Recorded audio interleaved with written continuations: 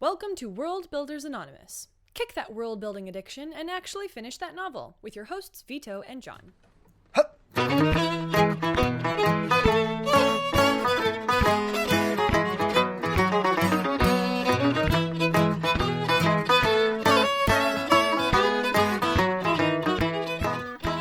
walked into the living room to get my water bottle, and Alaska's sitting on the couch staring at me like, "Dad, you've been ignoring me for so long. How dare you?" Like she's laying down facing the other direction and like looking over her shoulder at me with judgment in her eyes. Oh, man. Does she often get a little bit jealous when you're not playing with her? She's very jealous. If I ever am in here like playing a game with you or talking to you or writing or whatever, like she's just sulking somewhere. She'll come in here to see what I'm doing and lay down next to me for like 3 minutes and stare at me until I don't pet her. She'll walk away and sleep somewhere else and feel abandoned. As if you're not the most spoiled dog ever. You should be grateful. I feed and house you, you mutt. Anyway. You were in a cage when I found you. And this is the thanks I get. Anyway, here, this is my opening for today. What even was that? I only have a twist top bottle today. I don't have a fancy can. Well, that's today. Anticlimactic. Yeah, I went and bought some tea earlier today when I got a new beard trimmer, so that's exciting. Are you still in Vegas? No, I am in Los Angeles again now. Ooh, yay! I'm back in town for a week for some gigs. I was in Vegas 2 days ago for a gig there. Then I drove back with the band back to LA, and I have 3 gigs this week. And then I fly back on Sunday to South Carolina, where I have like 3 different airplane tests to take with the FAA and medical examinations to get poked and prodded in and all kinds of crazy things. When do you have to shave your beard? Oh, not anytime soon, but I just need a trimmer because mine broke. Oh, because I saw on Instagram you're like, you have to shave your beard eventually. I posted on my Instagram, which is The Chipped Fiddle. Very clever name, if I do say so myself. Because my fiddle is chipped. But I posted on there about having not being able to have a beard when you're an airline pilot. And it's literally the biggest bummer about this whole process. Like, not moving for me, not like, you know. I think that Tessa would genuinely say you have to pick something else if I had to shave my beard off. I know, right? I think Lydia's close to that. She was like, really sad about it, too. Oh. And I am, too, because I love having a beard. I have a very... not as strong a chin as I would like to have, I guess. And so the beard definitely helps kind of give me some dimension some faux volume. Yeah, some manliness to my jawline, you know.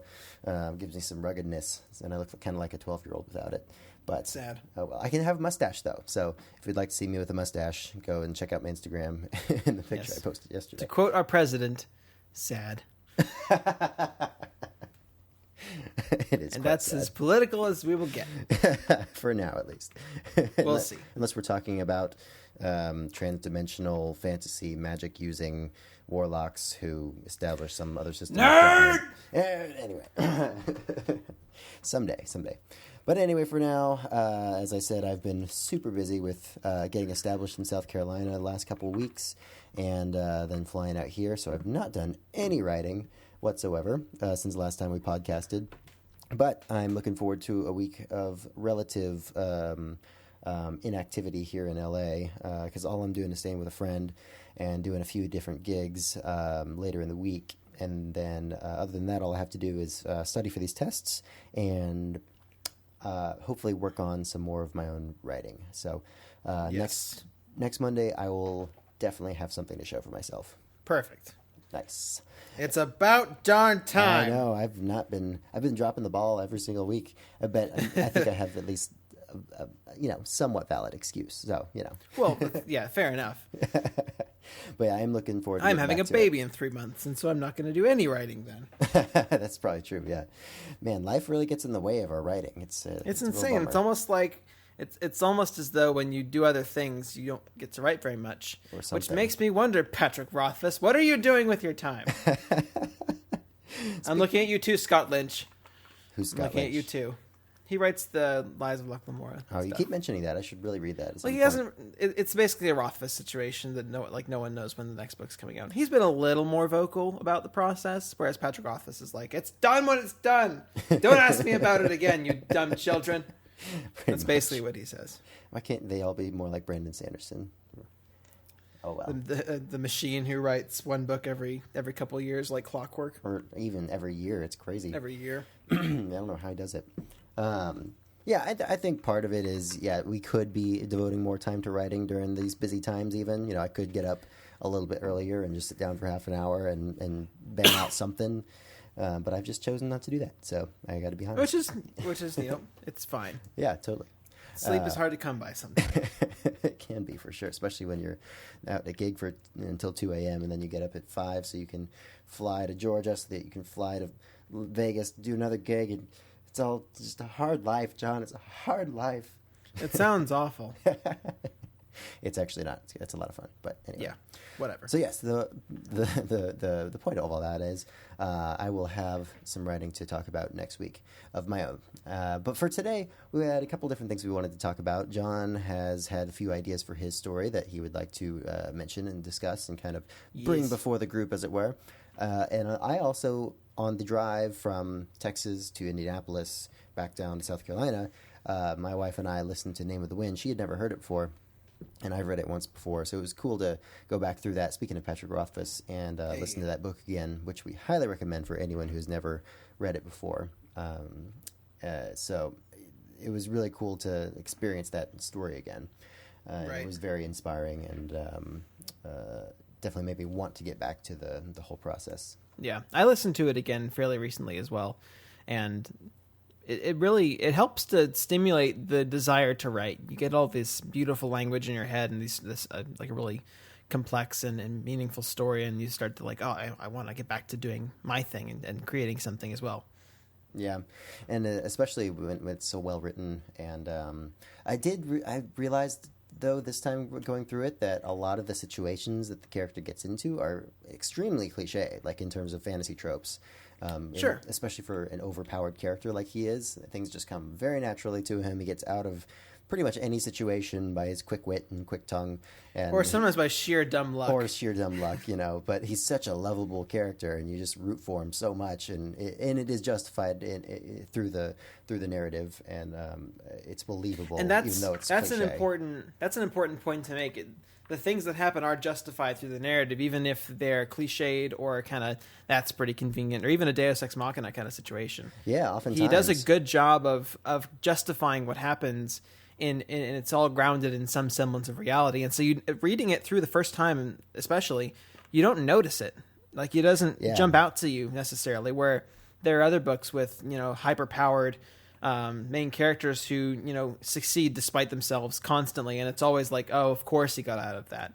I never really found myself thinking that, in particular through the first read of The Name of the Wind. Yeah, he really balances Kvothe's vulnerability with his ability, I guess, really well. I feel like. Yeah, I think a big part of that as well is the transparency to the end product. Like you start the book with him as Coat, the beleaguered innkeeper, and being framed through that context of him being this extraordinary person who's not living the extraordinary life that you come to expect from these kind of characters. That framing does a lot to, you have sympathy for the character before his story even begins. And it really sets your mindset in a good place to suspend your disbelief about those kinds of things. Yeah, totally. It was very inspiring to hear it again. And we're going to hopefully go through, what is the second book called again? I can't even remember. Wise Man's Fear. Wise Man's Fear, yeah. Which is not as Nailed good it. as the first one, I thought, but it's still amazing. But it just has a little bit more of the, wait, what kind of factor sometimes? It's mostly the Adam stuff, some of it, and then the Felurian sequence is just so head-scratching that I, to this day, have no idea why it's in the book. Yeah, that's why I want to go back and listen to it again, or / read it again, and kind of see if that's the same, comes off the same way as it did the first time as well. I've listened to it a couple times. Oh, really? And it's even, I think it's more jarring the second time. Okay. I think it stands out more so. And especially because you have some of the tidbits of information that are relevant to the plot already. So the whole the halting of the plot to go into this whole Florian thing, even though it gives you a few details that you need for the rest of the book, when you already have those details, the whole thing just feels so out of place. Yeah, that makes sense. It's been long enough between readings that I forgot a lot of the events that actually happen in Name of the Wind. Yeah. And I love that when you reread a book that you love, but it's been so long that you remember the character, you remember the basic outline of the events that happen, but like in the day-to-day sort of page-to-page goings-on of the plot, like you've forgotten a lot of things in terms of sequence of events, or even like I forgot whole sections of that story that happen, like when he goes to the whole dragon thing at the end. I won't spoil anything. But I had forgotten all of that. It's technically a dragon in this world, John. It's their version. No, it's not. I thought it was explicitly not a dragon. It's a lizard that breathes fire. It's a dragon. It's a Dracus. It's a Dracus. It's a lizard that Get breathes it right. fire. It's a dragon. It's whatever. It's a name. And also what's does in a name, drugs. John? What's in a name? I forgot about that too. Yeah, that's great. But yeah, I love that when you go back to a beloved story and kind of get to rediscover it again a little bit at least. Yeah. Is there any of those elements that stood out to you in a different way than they did before when you reread it? It was mostly just what I mentioned before. Certain things stood out to me more as being cliched plot elements, or cliched parts of sort of the hero's journey, or a character that's too not powerful in terms of like magic, but he is, but that's not all of it. He's just like so smart and so quick-witted and so good at talking his way out of situations and so good at playing his instrument, and he gets things so quickly, and he gets advanced to the second level at of every step. It takes everyone else 10 years to do this, but I did it in 5 minutes because I'm awesome. Because I'm Kvoth and I can do that. Right. So I noticed those things more this time for what they are. But I didn't mind still, because I still love the character, and it's handled well. So it goes to show you can use cliches as long as you handle them well, I guess. In my reread, one thing that stood out to me more than I remembered was the relationship between Kvoth, Will, and Sim. It was a stronger relationship than I remember it being. It was more developed than I had. It wasn't in my memory. It wasn't a super solid connection, but it really was, and it was really well done. It's not like Harry Potter, sort of. We got this core group of kids, and they go on all these adventures together. It is Kvoth's story all the time. Yeah, it's him doing stuff, and then the other two are kind of there sometimes, and give him some sympathy, or give him advice, or tell him he's being an idiot, or whatever it is. And they'll go and have some drinks, and then go back to the academy and whatever. But they don't really go on adventures with him. But yeah, I had also forgotten that they had quite the amount of chemistry that they had, and I forgot how much I really love Willem, because the guy who voices him in the audiobook gives him this really funny Russian accent, and I like it a lot. It fits perfectly with the character. It's actually really great. The Seals in general have that kind of Russian thing going on with them, and I think it fits well. Yeah, totally. But anyway, that character is either like Scottish or Russian in my brain whenever they come across. Like they have the more kind of rough vocabulary, and their speech is a little more, that English isn't necessarily the first language sometimes in those characters. And I know Scottish is in English, like to speak English. I don't care. It's not what I didn't plan this out before I started speaking it, so it's fine. But ignore me. It's like it's almost like he's a mole from Redwall. Yes, I don't know if any of you have heard. The Redwall. Was that Brian Jakes who narrated that? I can't remember who gave those voices. They had a cast for the voices. Oh, in the show. The audiobooks. I see. No, I'm saying in the audiobooks they had a cast. Oh, really? I forgot for about the that. audiobooks. Yeah. There was a full cast of characters. It's great. Man, that's awesome. Actually, you bought that audiobook recently. I still need to listen to it. Oh, nice. I remember we did listen to some of those back in the day. I would like to read those again, actually. Yeah, that's what I was thinking. Even if they're a little bit, they're a little juvenile. I was going to say juvenile too. It's not really the right term, because they're not juvenile. There's they're not. Death and pretty heavy themes in there. It is actually surprisingly adult for something that's oriented towards kids, but I think it's great. I think it's a really good thing. I think it should be, yeah. I think especially in approaching the double digits and into your early teens especially, I think kids need to have some sort of, meaty truth in their stories. It can't just be these nice little, fairy tale type things, Right. I remember looking over Redwall again and going back over it in my mind. I'm like, I mean, in the first book, Clooney the Scourge is the bad guy. Oh man, that guy's and scary as heck. he's an actual bad guy. Like, he's got a scary image, and he's got this poisonous barb on his tail that he kills his followers sometimes if they don't serve him right. He kills a lot of people in that. And Like, it's the he's a real thing. bad guy. He's not Asmodeus. Yeah. Yeah, I mean, it's really, you'll have like a character that Matthias the mouse meets one of the shrews, and then Asmodeus just kills them, and he finds their corpse, and it's like bloated, and it's horrible. Ugh. and I remember those vividly, and actually being scared of them, and that's, it speaks volumes of the quality of those stories, and I think it's a valuable thing to have in a sort of younger. And maybe he could get away audience. with it more because it's anthropomorphic animals instead of actual Even people. so. But it's still pretty grisly sometimes, actually. Yeah. Yeah, I mean, Clooney dies when Matthias cuts the bell from the tower and it crushes him. Like, it's pretty brutal. Yeah, and then there's even later in the series though, it also delves into themes of like the anti-hero kind of, because it'll deal with the character who's like from a type of animal that's traditionally the bad guy, like a stoat or a weasel or something like that, and or a fox, and they actually exhibit these good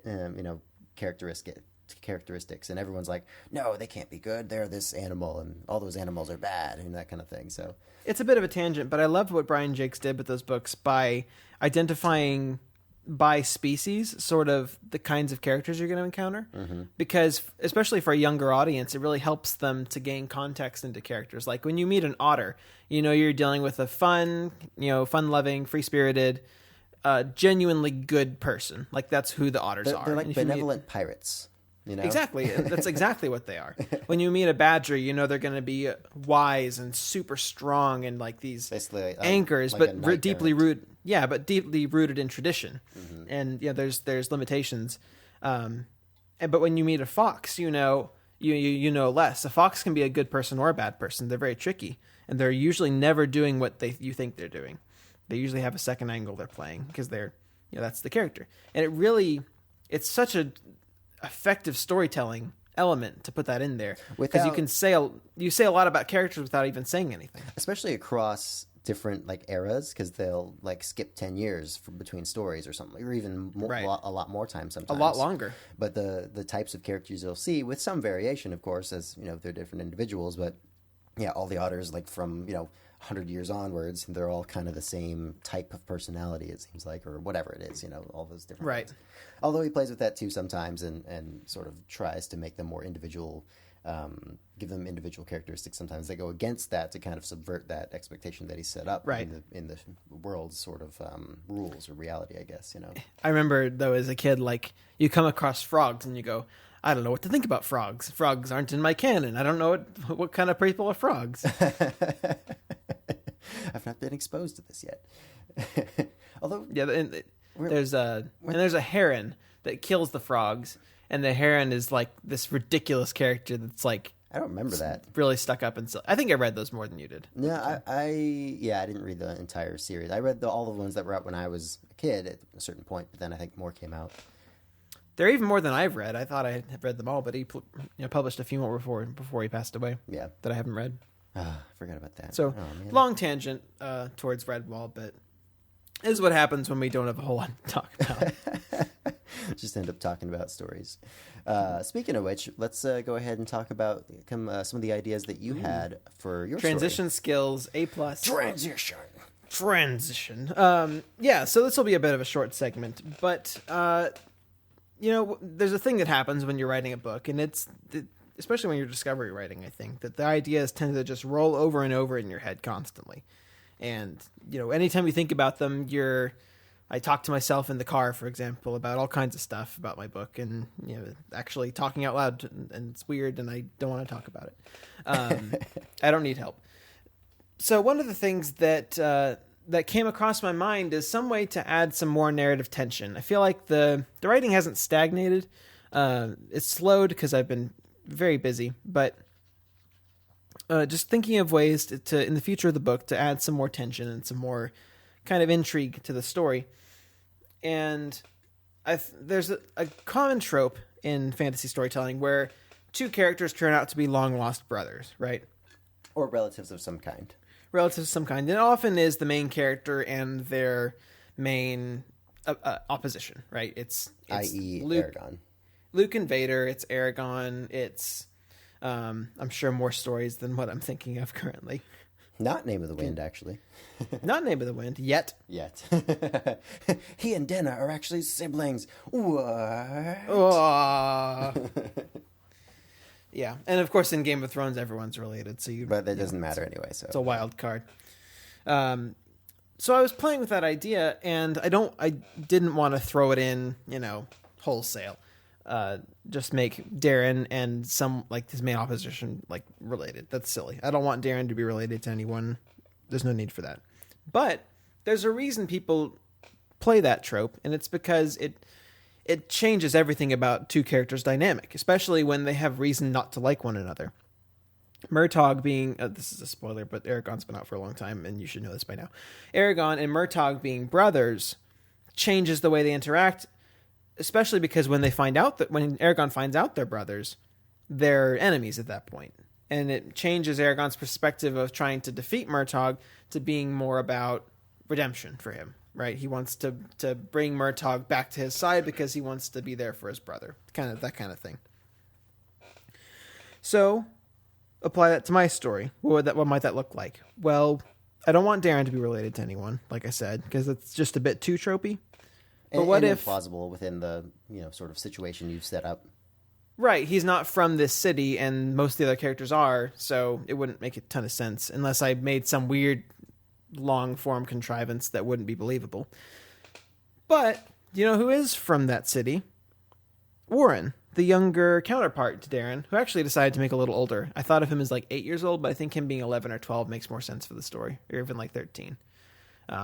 The joys of discovery writing, where you can just do that and change it. See, I actually disagree. I think I like him better as a younger kid. Yeah, I just want him to be a little bit more of a smooth talker and a little bit better at things. Maybe because I've been teaching karate to kids about that age for a few years now, I can totally see someone who's 8 or 9 years old being exactly the way you wrote Warren. Really? Yeah. Totally. Maybe I don't need to change it then. Totally. That's fine. I'd rather him be younger. I think it suits the character better. I think it totally works. Anyway, so what if...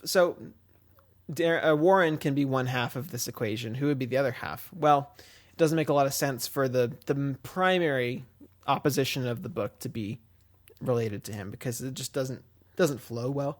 But Soul is a character who kind of starts out as an antagonist and has a redemptive experience, and becomes at first an unwilling, but eventually a willing part of the protagonist gang, so to speak. What if they were brothers? That makes some interesting implications because I think I've talked about Soul is kind of being leveraged into doing some really bad things because the bad guys have his dad and they're kind of holding his dad's life over him to do torture to other people, right? Well, because the dad is a significant element of the story in that way, the link to Warren, essentially an orphan, finding out he has a brother in Soul, but not just that, finding out he has a father. That father turns out to have something resembling dementia or Alzheimer's, depending on kind of how you look at it. There's a lot of emotional dynamics that are at play there, and I can play those to reveal things about Soul, to reveal things about Warren, and the father is going to die at some point, and then suddenly Soul and Warren both find themselves with each other as their only family they have in the world, Warren not even knowing he had that. So there's a whole lot of stuff I can do with that, and it just hit the spot in my brain where it felt like there's so much potential with that idea. And it gives another dimension to Warren and Soul's characters where I felt like that it could be lacking. And I think that's a really good, at the very least, it's a really good idea. It remains to be seen if it integrates well into the story, because I haven't even started to write that in yet, and it probably won't even come to play for quite some time in the narrative. But it serves as an example of, thinking of your story, finding a plot element that could be a bit tropey, evaluating it, finding a way to work it in, and then deciding if it's good or bad. And I think it could be a really good addition to the story. Yeah, and especially because it's serving a practical function not only for your characters but for your, I guess, plot at this point in your writing, because I don't think you've really had a way to connect Soul's storyline to Darren's storyline yet, and because they're kind of these two separate things so far that haven't interacted at all, and that's a really great way to link them somehow at some point in the future, and give all the characters involved some incentive to work together, or to drive them together narratively, I guess, you know? Yeah. And also so let's say Soul is unwillingly so there's going to be a prison break eventually when Darren actually manages to get some of his friends out of prison, and that's when they kind of drag Soul along with them as a prisoner of their own. That's kind of the rough idea how Soul's going to end up with Darren and company.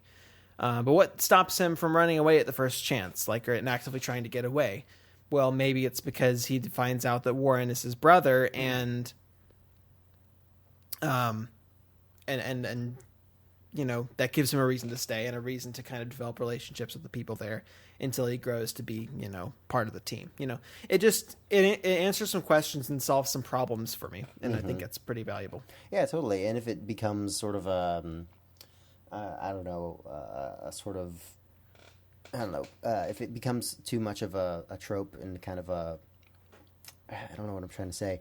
If it becomes this thing that seems to be shoved in there just to fulfill a function, fulfill a purpose that you, the writer, needed in the writing process, maybe it won't be great. But if it fits and feels like it's organic and connects the dots in an interesting way, I think it could work. Yeah, because it could definitely come off as cliche. Be like, oh, yeah, absolutely. Especially if it's especially if it's revealed sort of at the 11th hour in a climactic plot moment. I don't want that. I want it to be a little bit different. Yeah. And at first, when you first told me, I thought you meant Darren and Warren would be brothers, yeah, which wouldn't make any sense, because that wouldn't just be came good. from an entirely different place and just happened to wash up here, whereas these two characters have been in the same city their entire lives, just in very different circumstances. And you're going to have to figure out a way to reveal that in an organic way that doesn't seem ham-fisted and just kind of like, oh. Yeah, and even maybe hint at it in a very subtle way at some point, so it's not completely out of the blue when it's revealed as well. Yeah.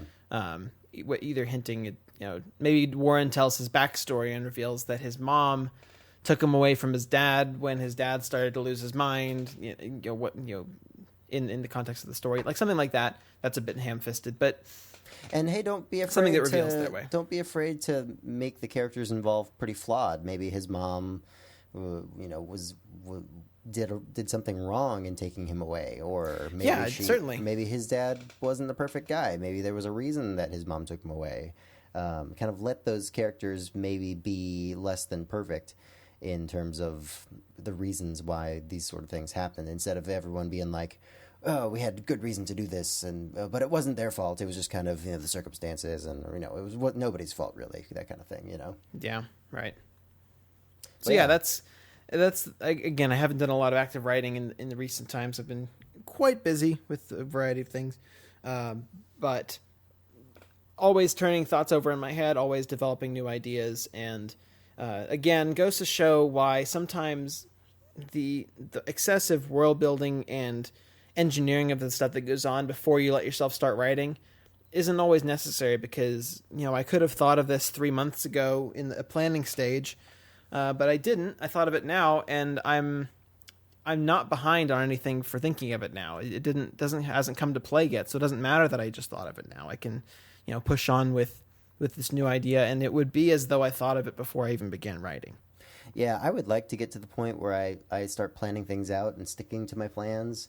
But at this point in my writing, I guess, experience, I don't trust myself at all. I would definitely plan things out and then just change everything as I got into the writing process anyway. Yeah. I'm definitely in the same boat for sure.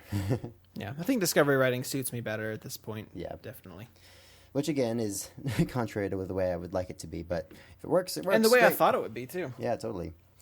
I guess we'll see how it goes. I'm looking forward to going into it kind of fresh this week after taking a pretty lengthy break from writing anything. And I'm going to try to go back to my original story that I was working on and see how that flows. And if that doesn't seem to be working, I'm going to work a little bit on my world ship idea that I had been sort of brooding over a little bit.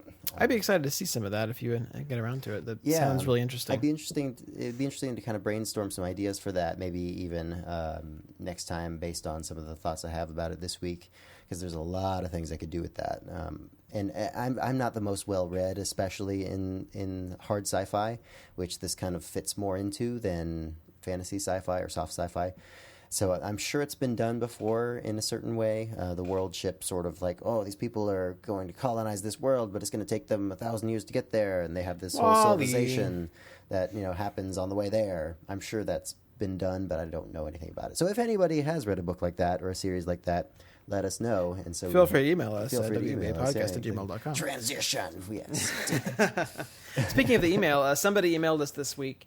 And had a first chapter for us to critique, which was quite nice. I really enjoyed going into some decent detail doing that with him. I won't talk about the work or the critiquing process, just because writing is such a personal enterprise, and if someone hasn't said that I'm to share their work, I'm not going to do it. Of course, it's quite personal. But we had a lot of fun doing that. If you have a first chapter or something like that that you're wanting some critique on, feel free to send it along to us. We're happy to take a look at it.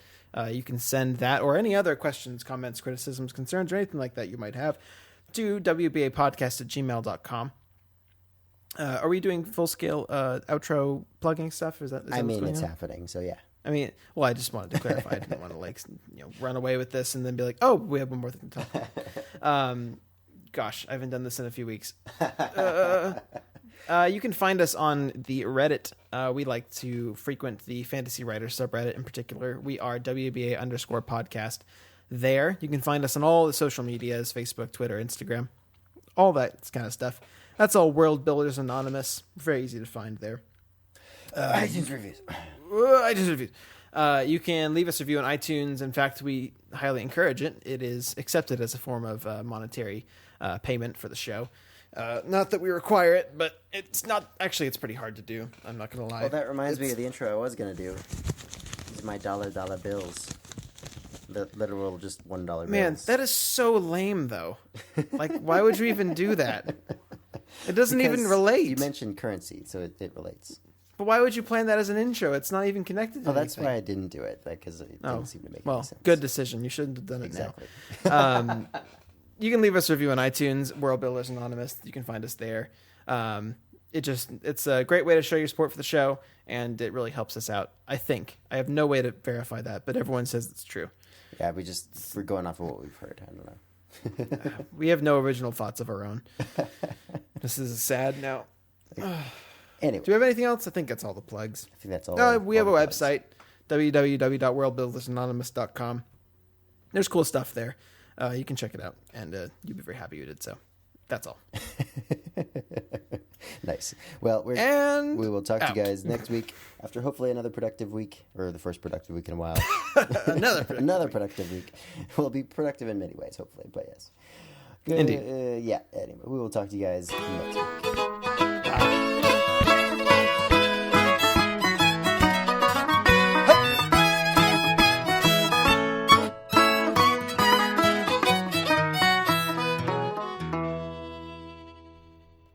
This show is sponsored in part by Audible. Visit worldbuildersanonymous.com/audible to check out what the guys are listening to right now and to receive a free audiobook.